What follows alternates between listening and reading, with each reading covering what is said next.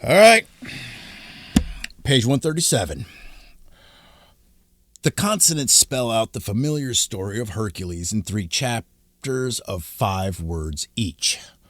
Bible, B. Biobalin, I. The roebuck fawn or antelope bull calf, Loth, L. Loto, on the lotus, Foran, F. Foramenon, ferried, Salia, S. Salume, lurch to and fro, Nagadon, N. Nagaton, newborn, Uria, H. Urios, I. The guardian of boundaries or the benight one, Dibath, D.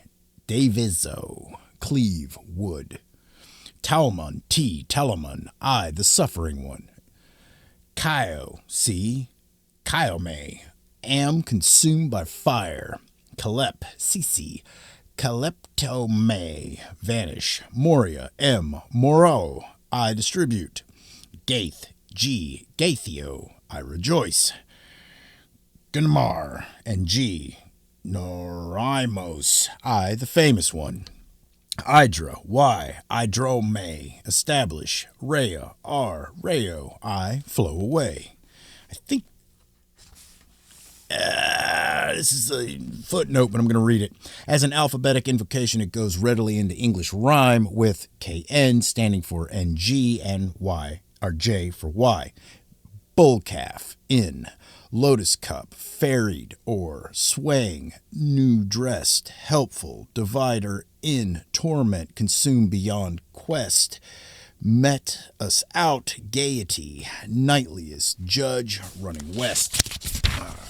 The vowels do not spell out every story, but they characterize the progress of Hercules through the 5 stations of the year, typified by the 5 petals of the lotus cup: birth, initiation, marriage, rest from labor, and death. Arcavia, the spinner, a title of Demeter, the white goddess. Compare also Achaia in the Roman Hercules myth and Achao, or it's Acco, the Greek bugbear who devoured newborn children. Ossa, fame, also the name of a sacred mountain in Magnesia, and a sacred hill at Olympia. Urania, the queen of heaven. The word is perhaps derived from Oros, or mountain, and Anna, queen, but Ora, means the tail of a lion, sacred to Anatha, the mountain goddess, queen of heaven, and since the lion expresses anger with its tail, the word may mean the queen with the lion tail. Certainly the Greek name for the asp crown of Egypt, which the pharaohs wore by mother right, was Uraeus, meaning of the lion tail, the asp being sacred to the same goddess. Hezekiah, repose. The word is probably shortened in honor of the Celtic god Isus, who is shown in a Gaulish bas-relief plucking festal branches with a left hand where his right hand should be. Iacamia,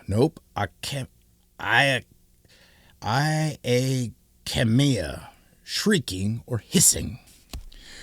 The Boibalus or Bibolus, also Babulus or Bababulus, is the ferocious Libyan white antelope ox or Lycorex, from which, according to Herodotus, the Phoenicians made the curved sides of their lyres, with which they celebrated Hercules Melkarth.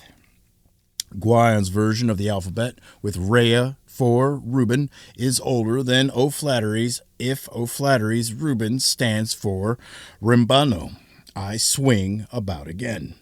A word first used in the 2nd century A.D., the difference between Guion's Salome and O'Flaherty's Salia also suggests that Guion had an older version, that he has altered Telamon as Taliesin suggests that he is offering Talasinos, he that dares to suffer, as an alternative to Telamon, which has the same meaning. Neesthane, the Greek Septuagint transliteration of Neheshtan to Kings 28:4 as an equivalent of Neagathon is puzzling.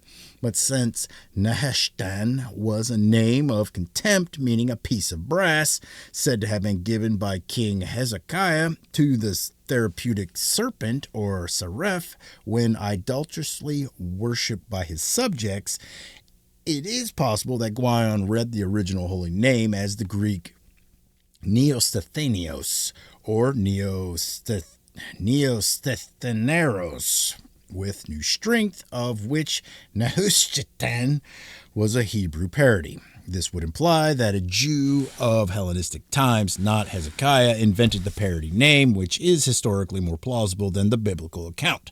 For it is incredible that Hezekiah took exception to idolatry. The Jews attempted to dispense with idols only in post-exilic times.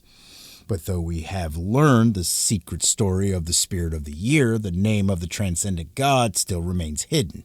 The obvious place to look for it is among the vowels, which are separated from the Hercules story told by the consonants, but Dog, Lapwing, and Roebuck must have learned wisdom after the Battle of the Trees and hidden their secret more deeply even than before.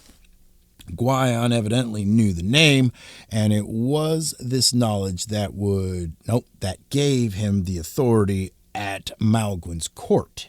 He says in the Sistweirbeard Reproof of the Bards, unless you are acquainted with the powerful name, be silent, Heenan, as to the lofty name and the powerful name.